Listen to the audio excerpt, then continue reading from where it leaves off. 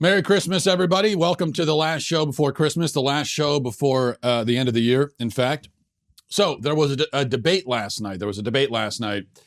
And that's the end of my analysis on that subject. So moving on, we'll talk about J.K. Rowling and leftism's increasing plunge into the realm of being a superstitious cult rather than a political ideology. Many examples could be presented, of course, to prove that point. But this week's controversy, quote unquote controversy surrounding J.K. Rowling, I think should suffice. So for a little bit of background, there's this woman named Maya Forstater, and she's a researcher in the United Kingdom who recently lost her job for stating the scientific and indisputable fact that men cannot turn into women. That's what she said. Men cannot turn into women. And Forstater lost her job. She went to court to win her job back, but an employment judge ruled against her this week and said that Forstater's belief in biological science is, quote, not worthy of respect in a democratic society. Actually, let me quote from this judge a little bit more at length because I think you need to hear this. This is Judge James Taylor, no relation, I assume. He says, if a person has transitioned from male to female and has a gender recognition certificate, more on that in a second, that person is legally a woman. That is not something Ms. Forstater is entitled to ignore. Ms. Forstater's position is that even if a trans woman has a GRC, she cannot honestly describe herself as a woman. That belief is not worthy of respect in a democratic society. Even paying due regards, this is still the judge, to the qualified right to freedom of expression, people cannot expect to be protected if their core belief involves violating others' dignity and creating an intimidating, hostile, degrading, humiliating, or offensive environment for them. I mean, this is shocking. And let's not be so jaded by the left's insanity that we don't appreciate how extra insane this is. First of all, you have the gender recognition certificate. I went to the website, the government website that where you go if you want to get a gender recognition certificate. So if you want to get your gender recognized in the UK, go to this website. This is how they describe the process of getting a gender recognition certificate. It says, apply to get to the gender recognition panel, for a gender recognition certificate. No, by the way, I'm not reading something from a dystopian fiction novel. This is real. This is an actual thing, okay? Apply to the gender recognition panel for a gender recognition certificate if you want your acquired gender to be legally recognized in the UK. There are 3 different ways to get a certificate. Which one you use depends on your situation. Here's the standard route. Apply by the standard route if all of the following are true. You're 18 or over. You've been diagnosed with gender dysphoria. You've lived in your acquired gender for at least 2 years, and you intend to live in your acquired gender for the rest of your life. Okay. That's how you get a certificate. Now, lived in your acquired gender. Lived in acquired gender.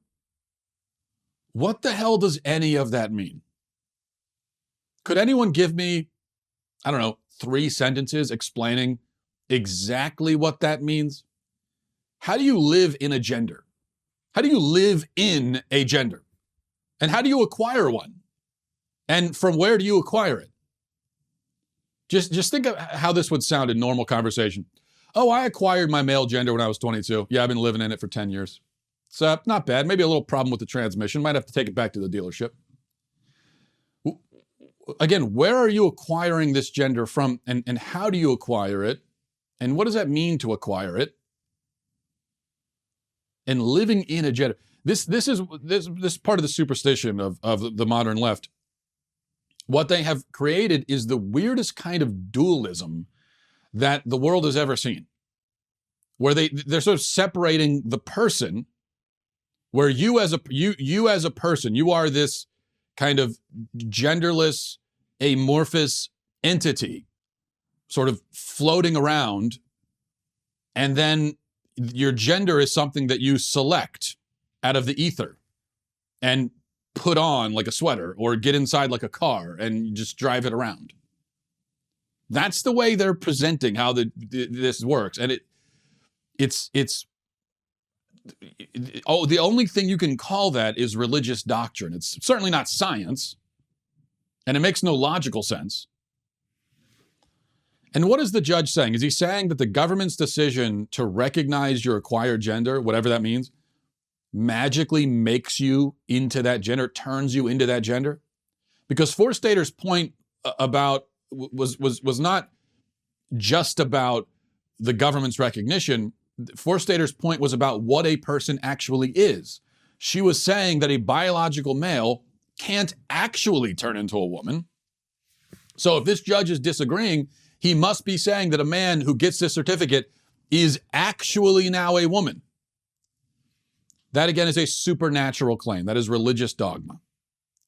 This is like a perverse version of transubstantiation or something. Instead of the Eucharist turning into the body and blood of Christ, this is a man supernaturally transforming into a woman by the incantation of a government bureaucrat. That's what they're saying.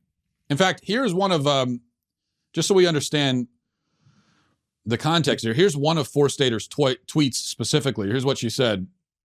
I share the concerns of @FairPlayWomen that radically expanding the legal definition of women so that it can include both males and females makes it a meaningless concept and will undermine women's rights and protections for vulnerable women and girls.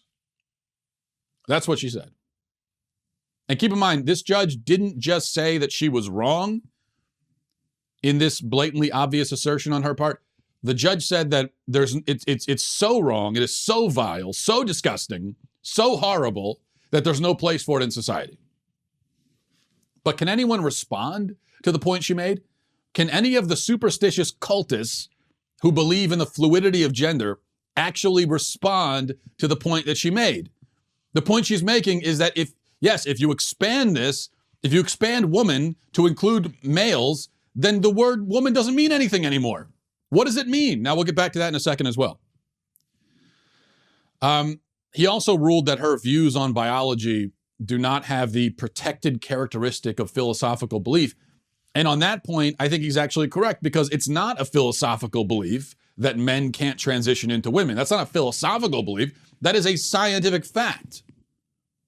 But a fact that these days just cannot be stated publicly without being punished. So here's where J.K. Rowling comes in, and this is where she gets in line for cancellation. The author came to Forstater's defense, but did so in the mildest and most leftist-friendly way possible. Or so she thought. So she wrote on Twitter, Rowling did, dress however you please, call yourself whatever you like, sleep with any consenting adult who will have you, live your best life in peace and security, but force women out of their jobs for stating that sex is real? ? And then hashtag I stand with Maya. That was it. That's what she said. Rowling here, she affirms the relativistic libertine position on every point, except she is not willing to profess biological sex as a figment of our imagination. So, simply for suggesting that sex exists, Rowling has found herself in the middle of a leftist firestorm, and you've got thousands of these science-hating lunatics who are calling her bigoted and transphobic and on and on and on, all because she relayed a fact, an indisputable fact. By the way, there have been a lot of comments to Rowling. A lot of the responses would be hilarious if you didn't consider the fact that that these people exist in the millions out there, people that are this insane. But here's one example. There are a lot of comments like this. This one is from Shamir Sani on Twitter. It's got a blue check, so you know that his opinion matters.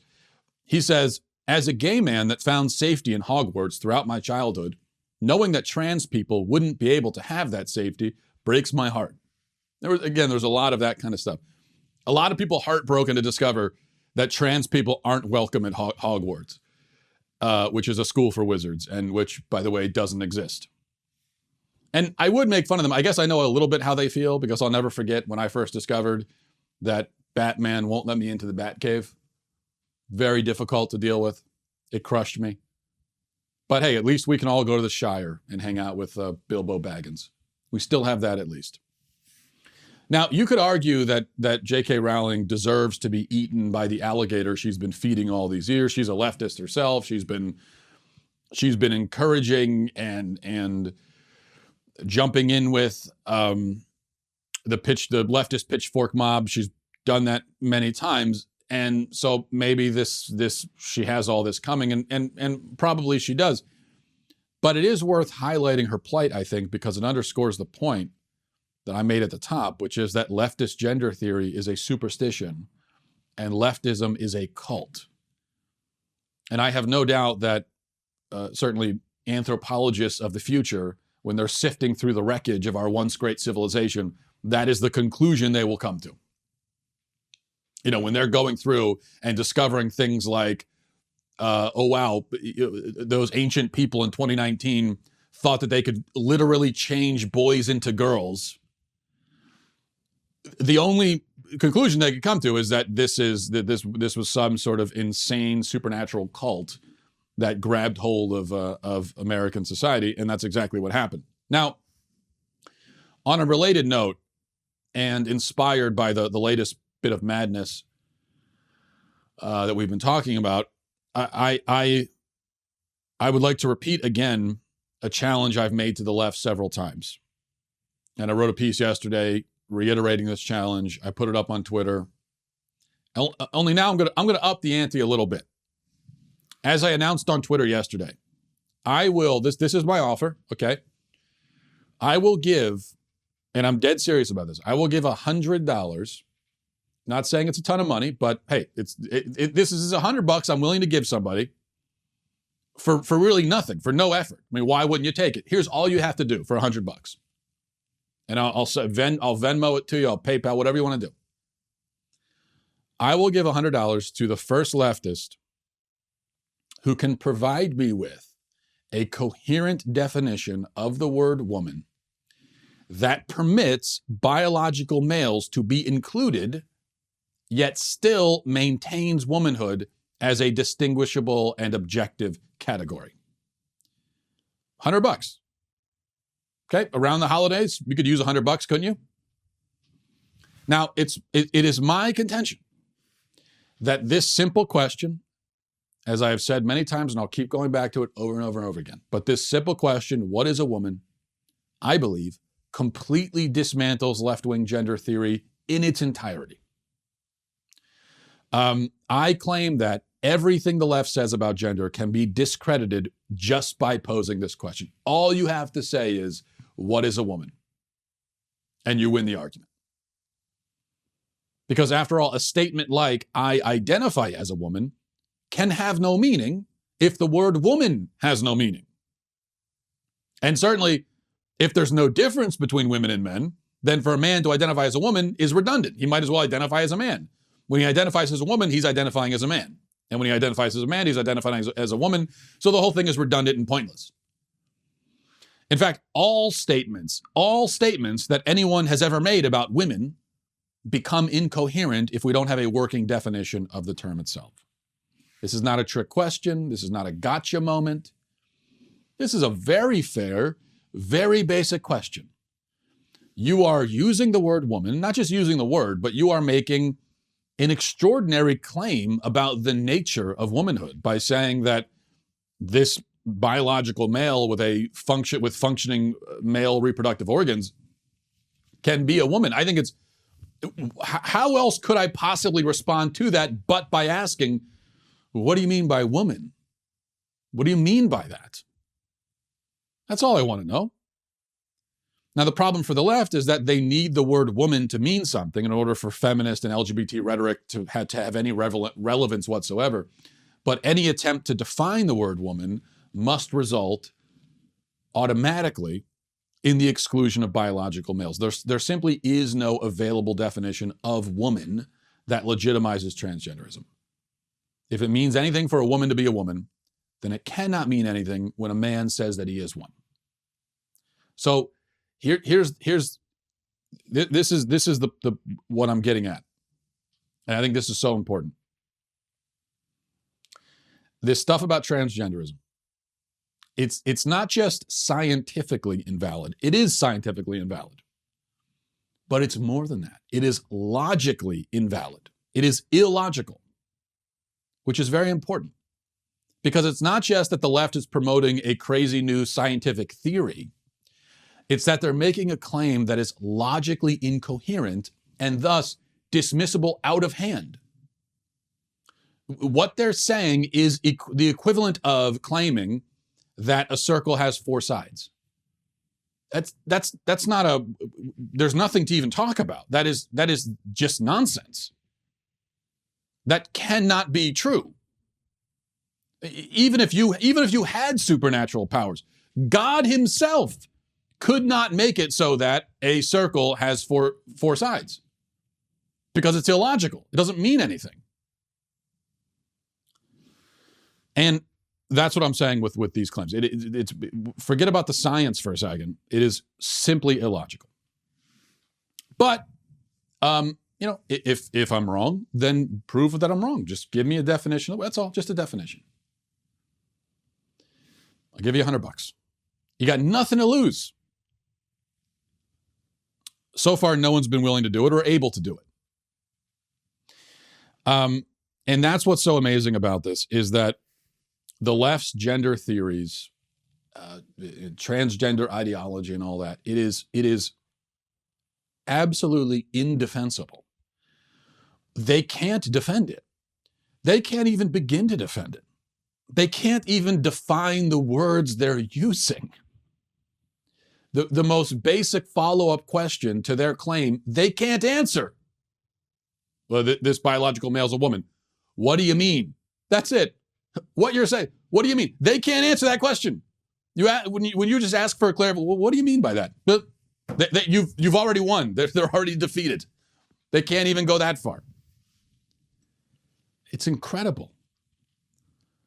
And that's why, in my experience, and as you know, I've talked about this many times, and I've had many debates about it, many arguments, and and this is not a straw man.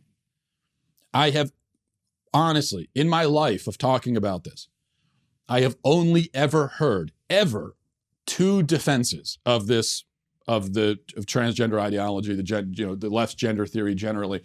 I've only ever heard 2 defenses of it. That's it. I'll tell you what those 2 defenses are. These are the only ones I have ever heard. Aside from, the most common one is just screaming at me and calling me a bigot. But the only actual sort of attempts at a defense I've ever heard are, 1, what about intersex people? And 2, this doesn't affect you. Why do you care? Those are the only responses. Those are the only defenses. I have never heard anything else aside from those 2.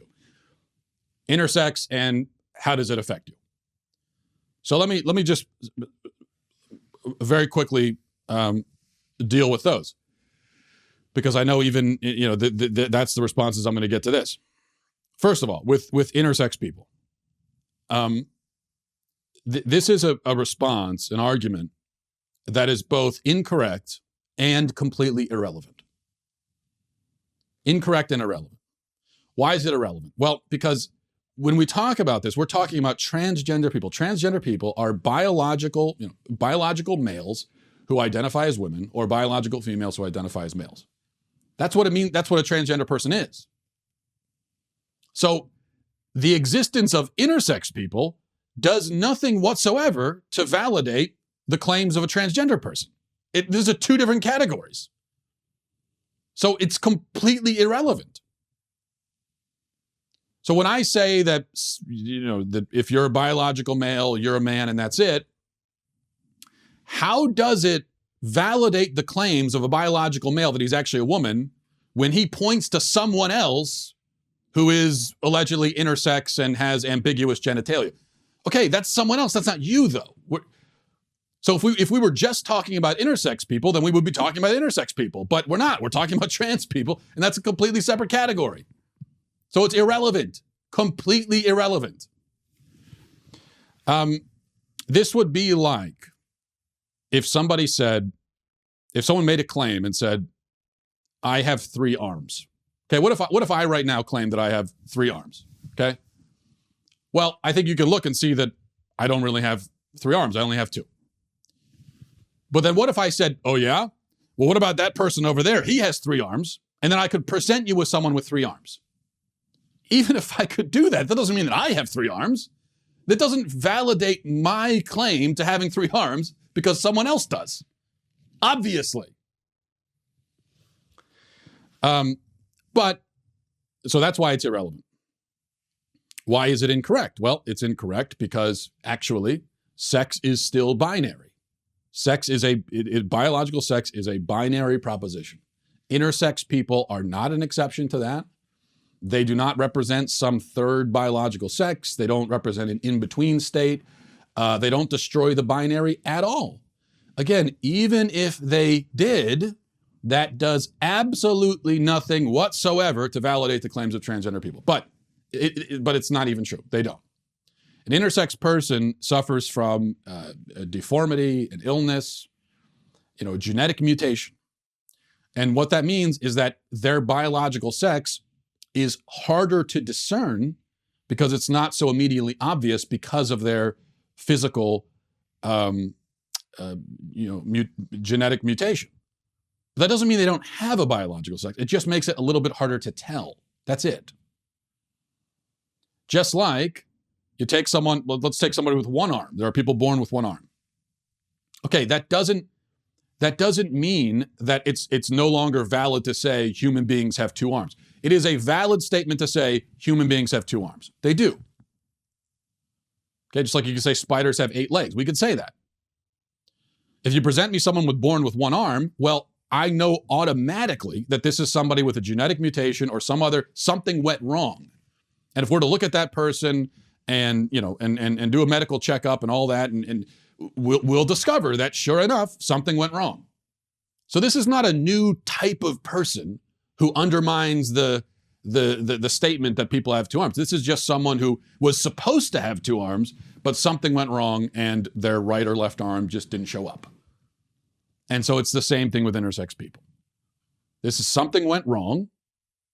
It doesn't, we say the exception proves the rule. That's the exception that proves the rule. Because when you see an intersex person, you automatically know there's some sort of genetic problem here. There's some sort of physical problem. And sure enough. And then the other claim is, how does it affect you? Again, irrelevant and incorrect. So both of these responses are irrelevant and incorrect. Even if it doesn't affect me, that does nothing to legitimize the claims of fact that are being made. So if if we're having an argument about what is the capital of Maryland, and you're saying it's Baltimore, and I'm correctly pointing out that it's Annapolis, and then I pull out a map and show you, sure enough, it's Annapolis, you can't say, well, how does it affect you that I'm saying Baltimore is the capital of Maryland? It might not affect me, but you're still wrong. We're not talking about how, the argument is not, how am I affected by your claim about the capital of Maryland? The argument is, what is the capital of Maryland? And you're wrong. So affect me? Who cares? What difference does that make? The argument here is about the nature of biological sex and gender. What are the facts of the case? It's not about who's affected by it. So that's why it's irrelevant, but it's also incorrect. Because if we were having an argument, say, and I think this is more analogous, if we were having an argument about basic arithmetic, and you were claiming that 2 + 2 = 7, and I'm pointing out that no, 2 + 2 = 4, and then I pull out 4 apples and I demonstrate it for you, or I get out a calculator and I show you, and then you say, how does it affect you? It doesn't affect you that I'm saying 2 + 2 = 7. Well, irrelevant. Okay, you're still wrong. I'm right. But it really would affect me if you then turn around and organize a nationwide campaign to convince everybody that 2 + 2 = 7, and to punish those who claim that 2 + 2 = 4, and to indoctrinate our kids into the belief that 2 + 2 = 7. When you start doing that, it very much affects me, because now you're trying to reorganize society around a delusion. You're trying to dismantle arithmetic, which is a pretty useful thing. You're trying to get rid of that and destroy it, and reorganize society around this delusional claim that you're making. Does it affect me? Yeah. Yes, it does. Obviously. It's the same thing here. And this is, it is directly analogous, really. Trying to deny the biological realities of men and women is just as crazy as denying that 2 + 2 = 4.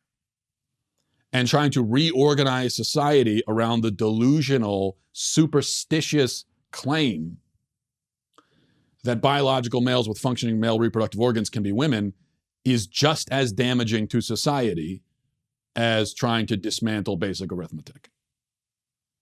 All right.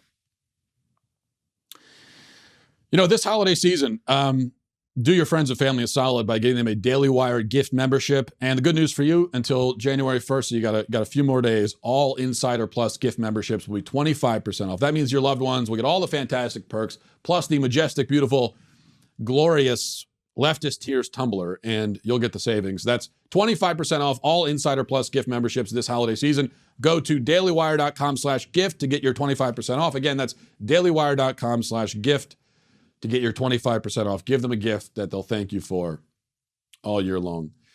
Here's something. The New York Post headline says, flirting with coworkers helps reduce stress, according to new study. Flirting with coworkers helps reduce stress. And, you know, I know that sounds crazy, and people were reacting to that online saying, oh, this is nuts. But there's a lot of truth to it, I think, because think about it. If you get fired for sexual harassment, it will really reduce the stress of having to get up early for work. So in a way, I can see how that would work. All right, a couple other stories to hit on before we read some emails and then call it a year. As the Daily Wire reports, after Hallmark Channel pledged its allegiance to GLAAD, the Gay and Lesbian Alliance Against Defamation, in the wake of its decision to pull an ad that featured 2 lesbians kissing, the site IndieWire has now called upon the channel to make its first LGBT movie.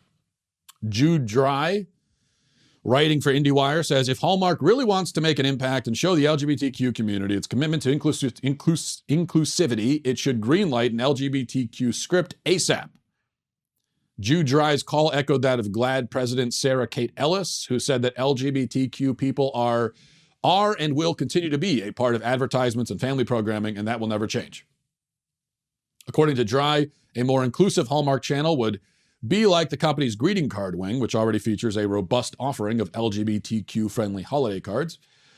The writer said, after all, Hallmark has perfected its tried and true formula, generic, cozy, formulaic over years. It wouldn't be hard to simply swap one gender in its pile of unproduced scripts. Better yet, solicit an up-and-coming LGBTQ writer to craft the script, hire an LGBTQ director, and cast the movie with LGBTQ actors. And et cetera and so forth. So what we see here once again, and this is related to, you know, what we talked about at the top of the show, so it's all part of the same theme. What we see once again is that all the stuff we heard from the left for decades about we're just trying to live our lives, leave us alone, we'll leave you alone, live and let live, right? That was all a big pile of BS. As many people, myself included, have been warning for years. It's BS. It's not true. That's not their intent. Never has been. You know, Hallmark isn't hurting anyone by making their corny movies the way that they've been making them. Doesn't hurt anybody. Has anyone been actively hurt by the fact that there isn't a gay character in a Hallmark movie? I mean, Hallmark is about the least threatening company in existence. You don't get more harmless than Hallmark.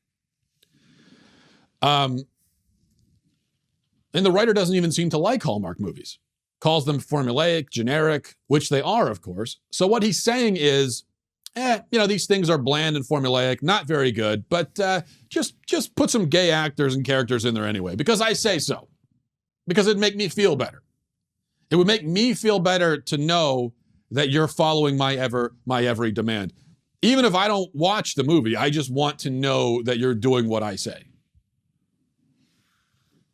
And that's what the LGBT lobby has been up to for years now. And that again is why their claims of it doesn't affect you, it does affect us. You want to affect us. You want to control what we say. You want to punish us for saying things you don't like. You want to indoctrinate our kids into your belief system. So I guess my point is, at least be honest about it. Be honest about what you're doing. Especially with the T on LGBT. That part of the lobby. I mean, this is the most aggressive, hostile lobby in the country. If you defy them, they will try to rip you to shreds and treat you like scum. Look at what they're doing to J.K. Rowling, who's I read for you that's all she said. That's it. She said, let's not fire women for saying that sex is real. And for that, you should see the things they're saying about this woman. And again, I know you might not be sympathetic because she's a left and she brought this on herself, and I agree with that, but still. The hostility, the vitriol. The attitude is, how dare you defy us even a little bit? How dare you think for yourself at all? Here is your assigned point of view. And if you stray from that even the slightest bit, we will ruin you. And yet these people still want to claim that, we're not trying to affect you. We're just trying to... Oh, please. Please. Just be honest. That's all I'm asking. All right. Let's go to emails. MattWalshShow@gmail.com. MattWalshShow@gmail.com. This is from Henry. Says, hi, Matt. I completely agree with you about expecting others to say Merry Christmas instead of Happy Holidays. Getting triggered when a non-Christian doesn't say Merry Christmas is like saying He is risen at Easter, and getting upset when a non-Christian doesn't say risen indeed. Yeah, Henry, I got a lot of emails on this topic, and several of them in disagreement with us. But my feeling is always, the whole thing, the whole controversy about Happy Holidays or Merry Christmas, who cares? Who cares? Makes no difference. Let people say what they're comfortable with saying. Trying to force people to say something. And especially just when someone is trying to be friendly and they have no ill intent, to get offended by that, to complain about it. If somebody says Happy Holidays, that's a friendly greeting. They're not trying to attack you. It's not an attack on Christmas. They're trying to be nice. So take it in that spirit and move on with your life.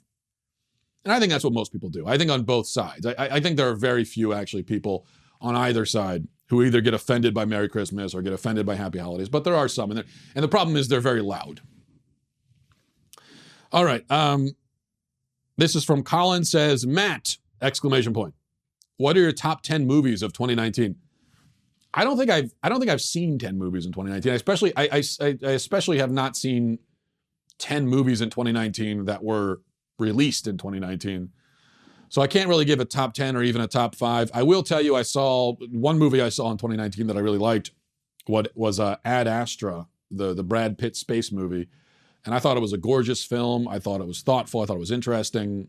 I thought it was fundamentally about the bond between a father and son, or rather, I suppose, about the son's longing for that bond, a longing that goes frustrated ultimately. But it's really a beautiful and sad movie, and I liked it a lot. I thought Ad Astra was basically what Interstellar wanted to be, but wasn't. Let's see. This is from Thanus. Says, hello, Matt. First time sending you an email. I'm a fan from Thailand. You said, it doesn't have to be Star Wars if you want to tell the story about space, and it doesn't have to be Spider-Man or Iron Man if you want to tell the story about someone with supernatural powers. I don't think that was the only point why people want to see them.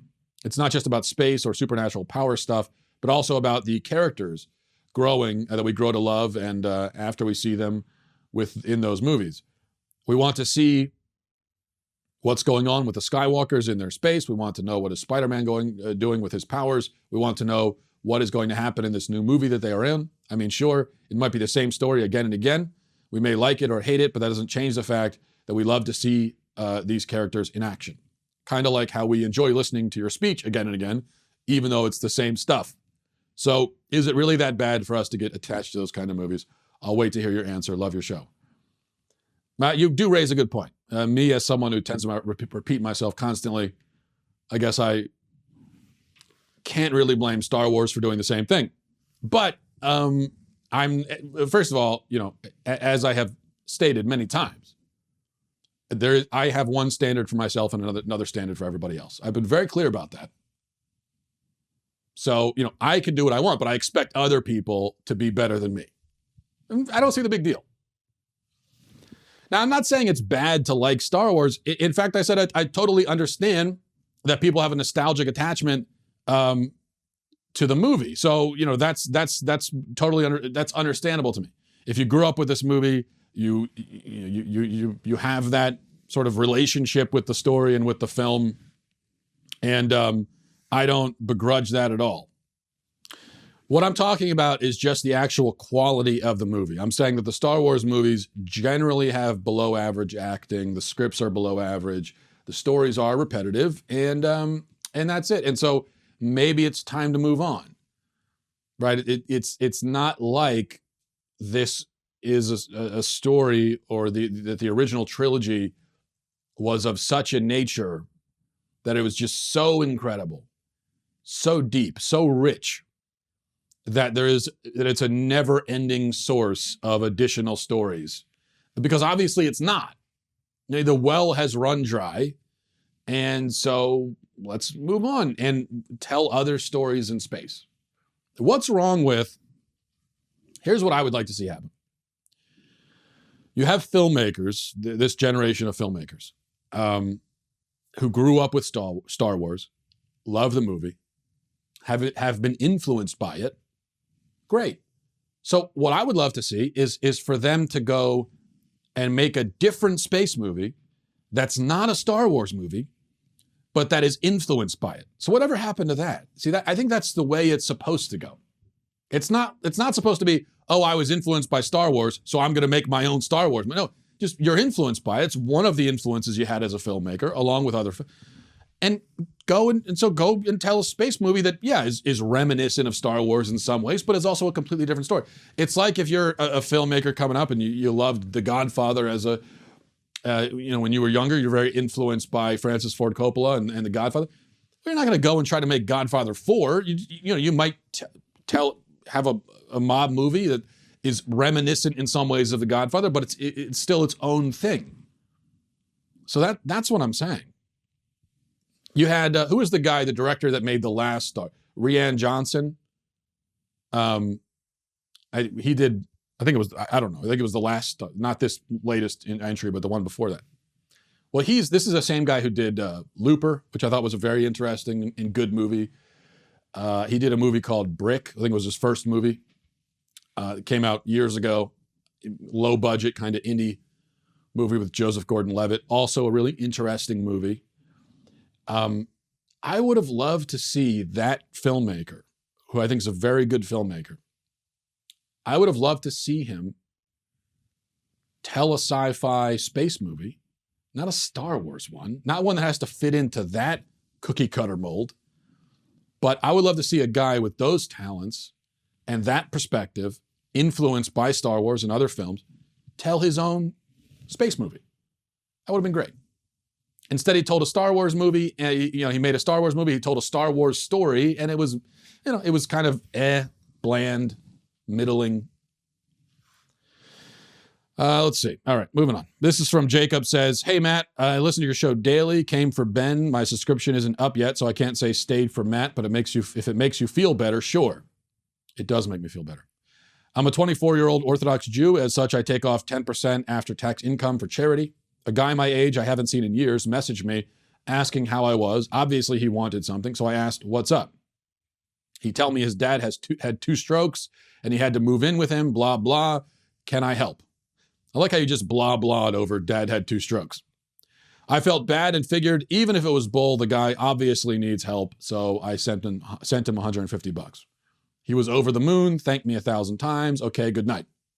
Next day, he tells me that he thinks the reason his life is going so bad is because he isn't religious. Can I give him money to get food for Shabbat? I thought about it. I want him to keep Shabbat, but I don't know. I don't want to now be his wallet. I'm interning with barely an income myself, so I sent him another 70. Do you think the second installment was immoral, also creating an issue for myself? Okay. Yes to the second question, no to the first. It wasn't immoral. Okay, you're obviously a very nice, charitable guy, so you didn't do anything morally wrong. Did you create an issue for yourself? Yes, because this person that you're dealing with is what is known as a leech. And so I would cut him off immediately. I mean, the very idea that you're going to ask somebody for money who you haven't talked to in years, and you reach out to them and almost immediately you're asking them for money. Okay, well, and I think this was your thought. It's like, well, that's definitely tacky, but maybe he's in dire straits. He needs to reach out to somebody, doesn't know anybody else. He's reaching out to me, so I'll help him out. And I think it was very generous of you. He comes back the next day and is asking for more money. And the setup for it is that he wants to be religious and he needs money to do it. What is this guy, a televangelist? No, I wouldn't give him another freaking dime. Okay. So I think you've done your part. This is from Michael, says, last year you mentioned that It's a Wonderful Life was one of your favorite Christmas movies. The film was considered communist propaganda by many people when it was first released in 1947. I have had a very long argument with my liberal parents over the holidays about how the movie was full of socialist tropes. My argument, by the way, it sounds like my family at the holidays. Not that anyone's liberal because we're all crazy right-wingers, but having a long, intense argument about something like whether It's a Wonderful Life is a communist movie. I think that's great. You know, I think I probably enjoy hanging out with your family because there are the families that can have arguments like that. They get very intense and go on for hours. And then there are the families that can't. And I'm definitely in the can category. My argument was that George Bailey was essentially giving out subprime loans during the Depression to people who could not afford them while disregarding his fiduciary responsibility to maximize profit to Potter, who is the stockholder. Potter is then portrayed as an evil, greedy capitalist throughout the film for being solvent during the Depression and supplying free market housing for a competitive price. I would like to hear you analyze this with your sound reasoning, since socialist ideology is now so prevalent in this day and age, and old, rich white men are castigated in the worst possible light. I ask this question every year to the Daily Wire team and have yet to receive an answer, so I hope that you can fit it in your final email segment before the year's over while the topic is still relevant. Well, Michael, I don't disagree with what you're saying, but listen, you could make the argument that Santa Claus himself is a manipulative, nanny state tyrant. He watches you even while you're sleeping. Think about how creepy that is. Think about the lyrics of that song. He knows when you're sleeping. He knows when you're awake. My God. He knows if you've been bad or good. Then he breaks into your home. He rewards you if you comply with his demands. And if not, he leaves a terrifying threat in the form of a chunk of coal, a black coal. Now, if you want to be all literal about it, you could say that Santa is a morbidly obese big brother figure who violates our privacy rights, violates our property rights, and violates our free speech rights. And that would all be true. But it's Christmas, so we make an exception. All I'm saying is Santa gets off the hook in the spirit of Christmas. And it's in that same spirit that I let George Bailey off the hook, even though he is a deadbeat, self-pitying whiner. But yeah, so I really don't have a response for you. I'm afraid I understand what you're saying. You're not wrong. But still, that's the answer I'm going to give you. I'm going to give you a yeah, but still on that one. This is from LJ, says, hey, Matt, can you give us a great recipe for bourbon eggnog? I sure can, LJ. What you do is, I'll tell you the step-by-step process. What you want to do is take some bourbon out of your liquor cabinet. You want to pour a generous portion of it into a glass. And then the next step is drink the bourbon. The end. Because obviously the last thing you should ever do with the glorious elixir known as bourbon is mix it with raw eggs, for God's sake. That's my bourbon recipe. Hope you enjoy it. I know I'll be enjoying that form of eggnog myself over the holidays, and I hope all of you have a great, blessed Christmas, a Happy New Year. I'll talk to you next year. Godspeed. Merry Christmas.